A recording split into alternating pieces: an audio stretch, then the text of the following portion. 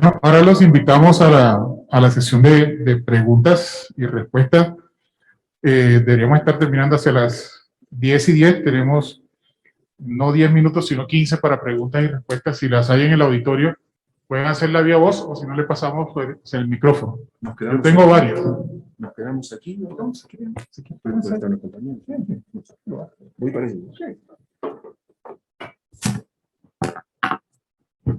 Doctor Mo.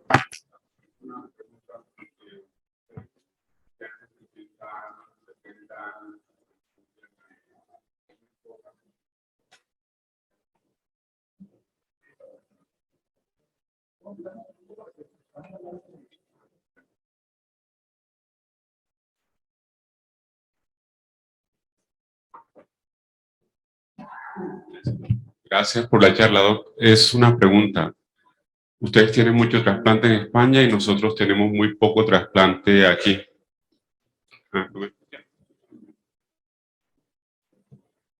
Bueno. Tienen mucho trasplante ustedes, nosotros tenemos poco y las líneas de progresión se ven que no va creciendo, sino que va hacia abajo.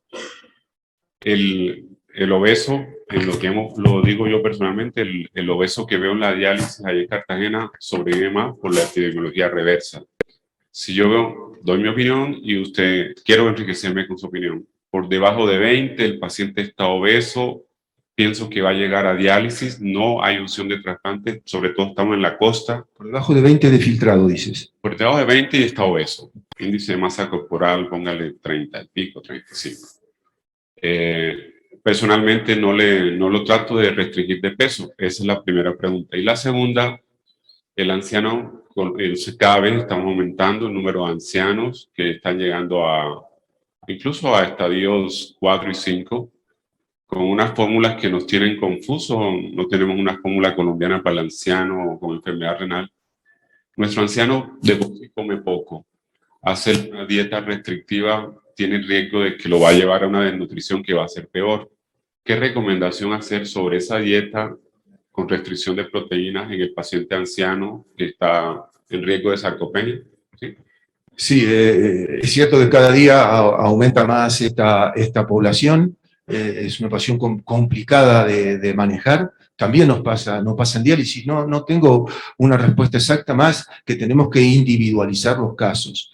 En general, esta población que tú me estás diciendo, no hace falta reducirle las proteínas, porque ya las está reduciendo, y aunque estén obesos, en general es una obesidad expensa de grasa que es difícil de reducir, y claro, a un paciente de 75, 80 años, 85 años, obeso, ¿qué dieta le podemos poner? O sea, en general ahí, yo creo que disfrute de sus apetencias, y claro que tampoco se va a trasplantar ese paciente, ni tampoco vas a conseguir que adelgace, que tiene poco apetito. Sí, ahí ya él solo restringe las proteínas, y yo claro, no soy partidario de restringirle las proteínas, porque tampoco en esos casos que tú estás comentando creo que sea una medida tan renoprotectora.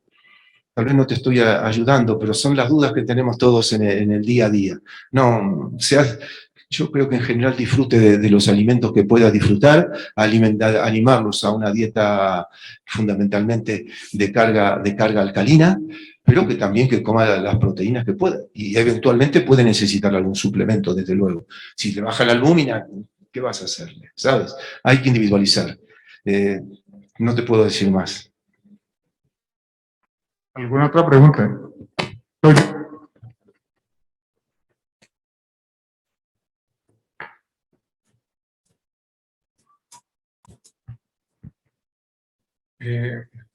Pues yo tengo, o sea, más que preguntas, pues voy a exponer varios temas y la verdad aprovechar estos espacios para saber la experiencia y opinión que tienen tanto de los expositores como de los integrantes, las personas que están aquí presentes.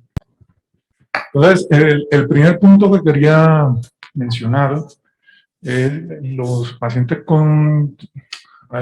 en el escenario de un paciente con fracaso renal agudo y hepatopatía, siempre hay la disyuntiva o la perspicacia en diferenciar cuando el paciente está frente, o sea, cuando hay una necrosis tubular aguda frente a un síndrome hepatorenal tipo 1 como tal. O sea, yo tuve la fortuna pues de rotar en el Hospital Gregorio Marañón, allá en Madrid, con la doctora Patrocinio y eso, que llevamos el tema este de agudo en la unidad de patología, y algo que nos ayudaba bastante era la fracción excrecional de sodio, no por debajo de 1, sino por debajo de 0,1, que nos orientaba más si estaba por debajo de 0,1, más un hepatorrenal que una necrosis tubular aguda, y lo correlacionaba mucho con la presión del paciente, ya que hay muchos marcadores que digamos que en nuestra práctica clínica diaria, digamos que no son rentables por la disponibilidad, por los costos y eso. Entonces, más que nada, le quería no tanto preguntar, sino como saber aquí en Colombia la experiencia que se tiene o cómo hacen para diferenciar eso, el fracaso, o sea, la necrosis tubular aguda con el síndrome hepatorrenal como tal. Si utilizan la fracción excrecional de sodio, si lo correlacionan con la presión arterial o tienen algún otro método alternativo para establecer las diferencias. Tengo más puntos para exponer. Si quieren los digo todos o los digo parte por parte. Bueno, el segundo... Dale. Te voy a ser sincero. En la práctica, la fracción discretada de sodio, por lo menos te lo voy a decir, y uno no lo estamos usando. No lo estamos usando. De pronto, depende también si es el escenario, si un escenario de un hospital universitario.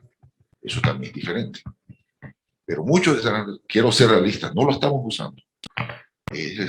Ahora, hasta un escenario universitario sale el profesor y esas cosas. Entonces, a veces el paciente me orina. Entonces, la realidad es, te llega el paciente, tienes la duda, hazle el reto hídrico. Hazle el reto hídrico y mira si responde. Y es verdad lo que tú dices, no es fácil diferenciar entre necrosis tubular aguda pero el tiempo te lo va diciendo. El problema es que en estos pacientes hay que correr. Ahora, tú tienes la duda, inicia el tratamiento. Porque no es fácil. Depende del sitio donde tú estás. Muchos sitios en Colombia, por ejemplo, si es hospital público y no universitario, a veces no tenemos el tiempo para eso, y a veces ni le recogen la muestra, y a veces uno no la recoge. Entonces, una cosa es la teoría, otra cosa es la realidad. Lo ideal es el escenario universitario, donde está maravilloso. Ahora, tienes la duda entre necrosis y síndrome hepatorenal, nada pierdes con intentar el tratamiento terapéutico. El tratamiento terapéutico es vasoconstrictores más infusión de albumin. Vale, perfecto. Otro tema que tenía la noradrenalina versus terlipresina, ¿tiene alguna preferencia o indistintivamente la utiliza como vasoconstrictor? Nuevamente, adáptate a la realidad. Mira, yo hice una encuesta en Colombia, sobre todo en la costa atlántica. No hay terlipresina en la mayoría de los hospitales. Utiliza el que tengas. Ahora, tienes los dos, mejor terlipresina. Es más barato la norepinefrina, mucho más barato. Y terlipresina es organopos, mientras tú le haces, ¿no? Y la verdad, los metaanálisis no muestran diferencia entre ninguno de los dos.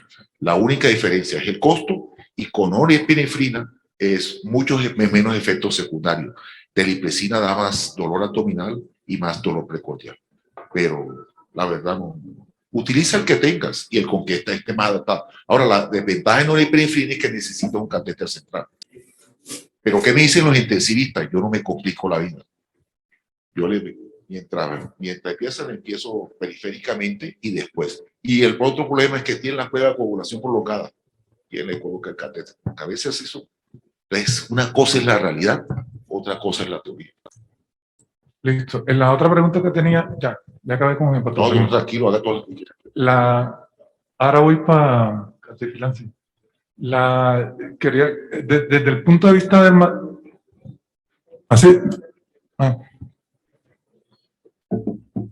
Desde el punto de vista dermatológico, siempre hay si tiene conocimiento, ¿no? Yo es que me pongo a leer estas cosas y la calcifilancia a mí es uno de los temas que más me gusta y eso. Y hay unas larvas de una mosca de Lucilia suricata que se está utilizando precisamente para las curaciones de heridas y todo eso, y que pues se ha visto que está teniendo, no sé qué tan real sea o qué tan generalizada sea esa conducta terapéutica. Esa era una pregunta, y la segunda era que los bifosfonatos, como muy bien lo has puesto allá, por debajo, por filtrados por debajo de 30, si bien es cierto que hay que tener mucha prevención en utilizarlo, pero vamos, los pacientes con calcifilaxis, o sea, la mayoría están en hemodiálisis en estadio 5 y eso. Entonces, a ver, allá utilizábamos a priori los bifosfonatos en estadio 5 para tratar las calcifilaxis y eso, y a priori nos iban bien. No sé si tú tienes alguna experiencia o algo con el uso, si también le iban bien o presentaban más efectos secundarios o otros. Entonces eran esos dos puntos. Bueno, gracias por las preguntas. Las larvas se usan, yo no tengo experiencia en la literatura, no hay muchos casos donde la utilizan porque no hay estudios controlados, pero si vos me preguntases cuándo se indicarían cuando la lesión está muy, diríamos, necrótica y ya estás en tratamiento con algo sistémico para controlar la calcifilaxis, no en la etapa aguda, sino ya en una etapa subaguda o crónica, donde ya tenés controlado el proceso de calcifilaxis y vos querés debridar la herida sin hacerle una intervención quirúrgica, por lo que yo comenté del fenómeno de patergia, ¿sí? Hay que cultivarlas, las larvas, hay que tenerlas, tienen que estar estériles, o sea, si hay que tener un laboratorio, algún lugar donde se produzcan, y nosotros en el hospital no lo tenemos disponible, hay que encargarlo y hay que comprarlas o, digamos, específicamente para el tratamiento, así que no tengo experiencia. De los bifosfonatos se pueden utilizar, de hecho se utilizan, los nefrólogos ya cuando los pacientes tienen un estadio 5 y están en diálisis, bueno, no hay problema, el problema es cuando no están en diálisis con los desbalances y hay que manejarlos, pero si lo que pone en riesgo la vida es la calcifilaxis, obviamente, y no tenés otro arma terapéutica, los usás. Pero ahí quizás preferible usar el tiosulfato. Y después los bifosfonatos. Otra pregunta en el auditorio. Bueno, yo tengo varias. Doctor Villanueva, hay una parte en el síndrome patorrenal, sobre todo en el fracaso del tratamiento, que a mí me causa una duda. ¿Será que nosotros de pronto estamos dejando de lado otras patologías que intercurren con el síndrome patorrenal? Por ejemplo, la insuficiencia adrenal que tienen estos pacientes. ¿No la estaban buscando? Es difícil, es difícil. Es difícil. También también se está planteando ahora si hay un continuo entre síndrome patorrenal y necrosis tubular aguda. Si el paciente inicialmente termina, es difícil realmente la práctica. Lo ideal es hacerle una biopsia renal, pero ¿quién hace biopsia renal a un paciente con pruebas de coagulación prolongadas y con pronóstico menos? No se lo hace, ¿verdad? Entonces, y en estos pacientes, por lo general es multifactorial. Y es el día a día y la evolución y el reto hídrico es el que te va dando la pauta, pero de entrada no. Ahora, tú tienes que tener la mente abierta cuando uno se enfrenta a este paciente. Puede ser de todo. Ahora, lo más fácil, miren que lo más frecuente, 30% es necrosis tubular aguda y 66% es síndrome patorrenal. Entonces, entre esas dos, bandéate y nada pierdes con... Lo ideal es que este paciente esté en cuidado intensivo y ofrecerle el reto hídrico y ver si evoluciona. Ahora, quiere salir más la duda, el paciente está en lista de espera de trasplante renal, está en un sitio de 4º nivel, con toda la ley. Si puedes hacerle la biopsia renal, hazlo. Ahora, el problema es la demora en la respuesta, si te la van a dar, pero la verdad es muy complejo. Y las pocas biopsias renal que he visto en esos pacientes se terminan complicando. Entonces, ¿por qué debería ser uno más? Hacer uno. Doctor Lorenzo, ¿cómo llegar a ese balance entre el aporte de nitrogenados de origen animal y vegetal en nuestros pacientes? ¿Cómo llegar al balance entre proteínas animales y vegetales? A ver, bueno, mañana voy a hablar de cómo lo valoramos en la orina, pero en última instancia en la orina medimos el fósforo global, lógicamente. Entonces el balance es esas recomendaciones a nivel cotidiano, en la cual nosotros ya sabemos que las proteínas animales conllevan un poco más de fósforo, los pacientes con más hiperfosforemia, insistirle un poco más, pero en el día a día esas cuestiones son tan sutiles que no, sinceramente no podemos avanzar mucho más en cuanto le quitas de una y de otra. Lo que te decía, un paciente con una dieta vegetariana casi sería el único que cumple con la restricción proteica, pero también un vegetariano mete muchas proteínas, ¿sabes? No, yo creo que en la práctica cotidiana estas recomendaciones sencillas nos acercan a lo que nos gustaría o a lo que recomiendan las guías. Pero la mayoría de las cosas que dicen las guías en la práctica clínica, fuera del ensayo clínico, son imposibles de alcanzar.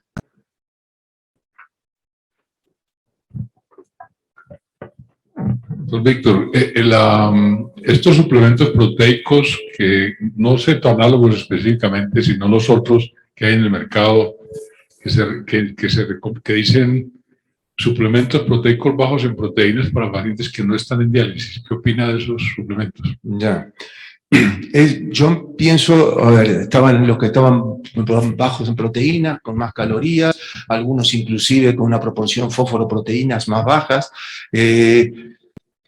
A ver, a mí me parece que es un último recurso. Mientras podamos utilizar los alimentos naturales y que el paciente pueda ingerirlos, mejor.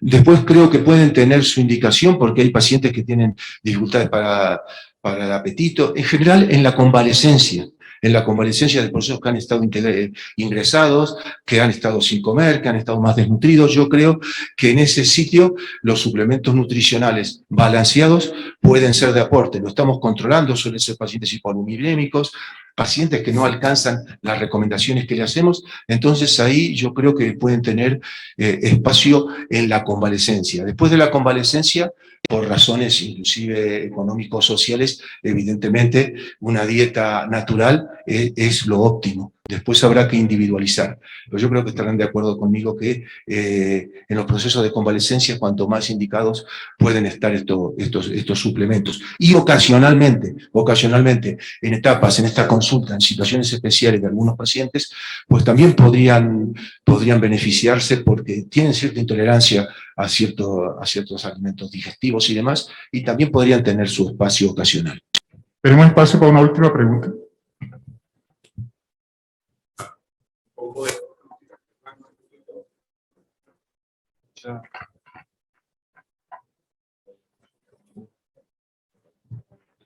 Doctor Villanueva y a la doctora, el diagnóstico de hepatito renal es definitivamente complicado. Las resistencias vasculares de un paciente con síndrome hepatito renal son bajas.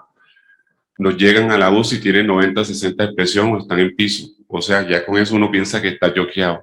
La mayoría está precipitado por un sangrado de vías digestivas o una infección. O sea, ya con eso tiene una condición que hace que el diagnóstico se haga incierto. La mayoría de las veces, como usted lo comentó, iniciamos tratamiento, pero no podemos descartar que sea otra patología la que está debajo del síndrome hepatorenal que nosotros creemos.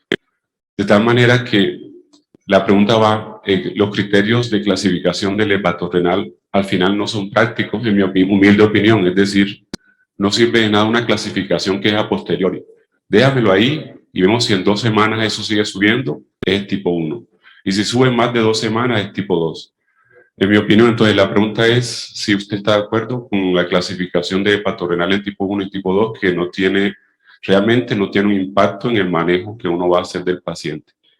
Y a la doctora, si el tiosulfato de sodio cuando se va a usar, dado que es una calcifilaxis que debe estar generalizada, uno en sentido común, en Cartagena manejo el programa de diálisis peritoneal. En realidad en diálisis peritoneal la frecuencia es mucho más alta. Le pusimos penteocifilina a algunos porque no teníamos la disponibilidad del tiosulfato de sodio. Y se nos murió en menos de 6 meses, se murió la señora. Si se va a usar un medicamento, no debiera usarse de manera continuada, dado que hoy corregimos un pedacito de la lesión en piel, pero las condiciones están dadas para que continúe con la calcifilaxis en todo el cuerpo. Estas son las 2 preguntas.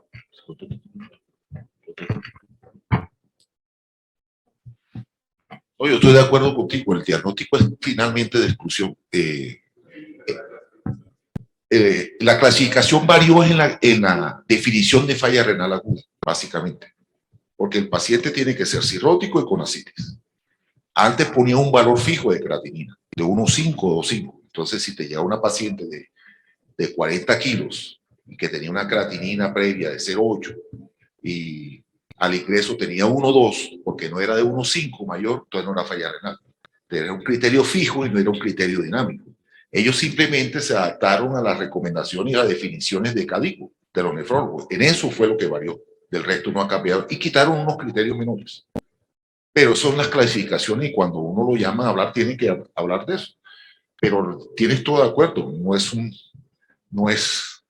la panacea. Es lo que tenemos. Es un diagnóstico de exclusión. Y es el día a día en el paciente lo que nos va dando la pauta. Entonces, ellos se adaptaron a las recomendaciones de los nefrólogos, básicamente. El Club Internacional CITI, que es como el CADIGO de las enfermedades hepáticas, básicamente.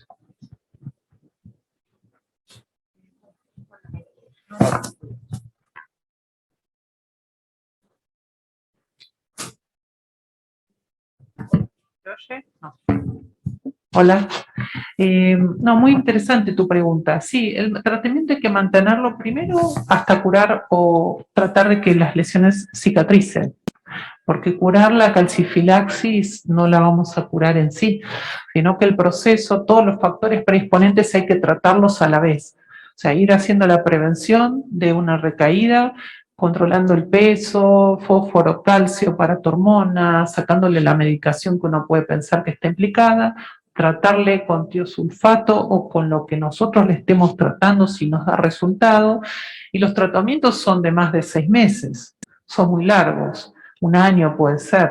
El tiosulfato después, cuando que le curamos las lesiones, los mantenemos 3 meses más intravenoso, ¿sí? Y después lo podemos mantener con tiosulfato vía oral, ¿sí? Para mantenerle las lesiones. Ahora, no tengo experiencia en mantenimiento con bifosfonatos, por ejemplo, pero sí con todas las medidas generales de prevención, y la pentoxiclina con su acción vasodilatadora y hemorreológica, o sea, favorece la modulación del glóbulo rojo, la flexibilidad de la membrana para que pase por los capilares más pequeños. Ese sería un poco el mecanismo de acción de la pentoxiclina, sería favorable, ¿sí? Así que bueno, es un poco artesanal quizás en ese punto y dependiendo de qué tengamos en cada lugar. Pero hay que tener en cuenta el tiosulfato bioral, que sería una buena opción, y bueno, y todas las medidas preventivas. No se les olvide que el tiosulfato es hiposulfito de sodio. Cuando lo vayan a pedir en la farmacia, primero está en el POS. Si ustedes digitan tiosulfato, les sale. Pero en la farmacia les van a decir que no tienen ni idea qué es eso. Es hiposulfito de sodio que se utiliza en envenenamiento por cianuro y se manda a preparar en bolsas y luego se lo cobran a usted porque si no conocen, nosotros los casos que hemos usado hemos tenido que pagarlo al bolsillo de los otros. Y luego se manda a hacer en capsulitas para tomar vía oral y seguimiento hasta 3 o 6 meses. Es hiposulfito de sodio.